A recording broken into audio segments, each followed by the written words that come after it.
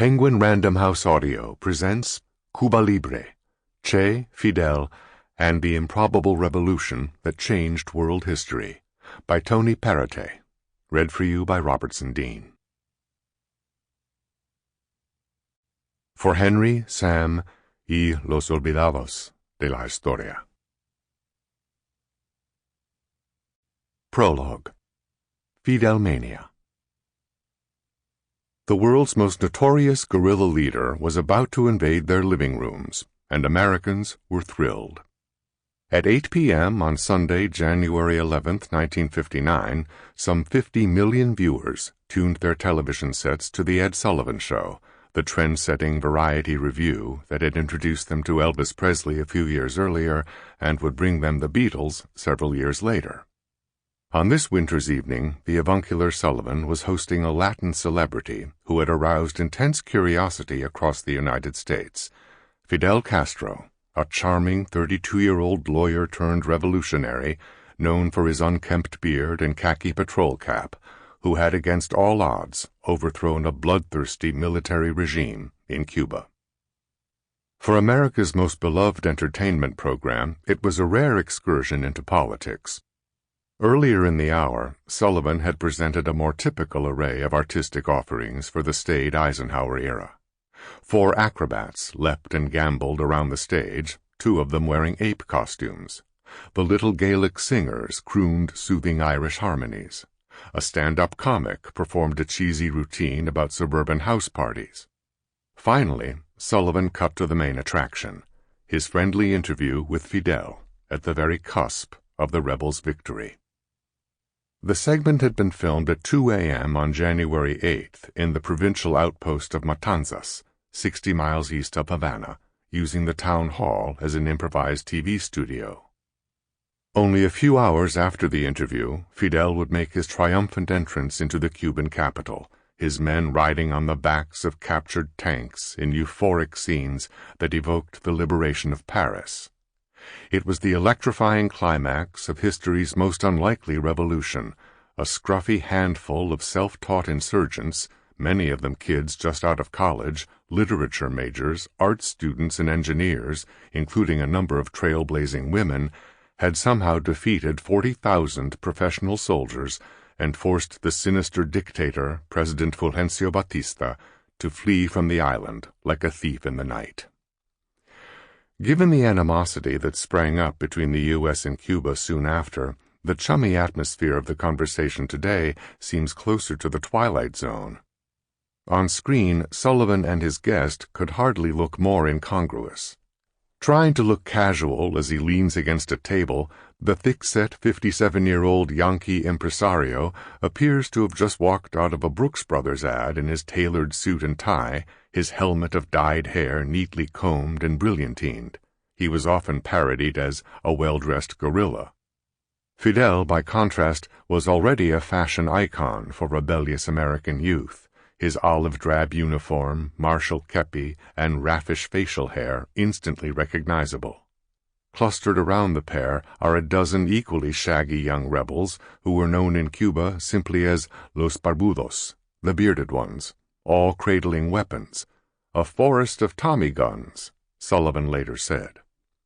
Fidel's lover and confidant, Celia Sánchez, who often appeared by his side in press interviews, was this time standing off-camera, wearing specially tailored fatigues and balancing a cigarette in her finely manicured fingers. The most efficient organizer of the rebel army, she had brokered the media event and now dedicated herself to keeping the male guerrillas, who were as excitable as schoolboys, from wandering across the set or talking. With his first breath, Sullivan assures CBS viewers that they are about to meet a wonderful group of revolutionary youngsters, as if they are the latest pop music sensation. Despite their unwashed appearance, Fidel's followers are a far cry from the godless communists depicted by the Cuban military's propaganda machine, he adds. In fact, they are all wearing Catholic medals, and some are even piously carrying copies of the Bible. But Sullivan is most interested in Fidel himself. The sheer improbability of his victory over the thuggish strongman Batista had bathed him in a romantic aura, U.S. magazines openly described Fidel as a new Robin Hood, with Celia as his maid Marian, robbing from the rich to give to the poor. Sullivan's first questions are not the most hard-hitting. "Now, in school," he chortles in his distinctively nasal voice, "I understand you were a very fine student and a very fine athlete. Were you a baseball pitcher?" "Yes," Fidel replies in the halting English learned at his Jesuit high school and several visits to New York City. "Baseball, basketball, softball, every kind of sport." "Undoubtedly all of this exercise you did at school prepared you for this role?" "Yes, I found myself in good condition to exist in the mountains." The hardened celebrity hound Sullivan is clearly starstruck by his guest, and his delivery is far more animated than his usual monotonous drone back in the New York studio. Comandante en Jefe Castro, meanwhile, comes across as earnest, sweet-natured, and eager to please, furrowing his brow with effort as he grasps for his English vocabulary. It's hard not to feel for the rebel leader as he struggles gamely with the half-remembered tongue. Some of the interview is haunting in retrospect.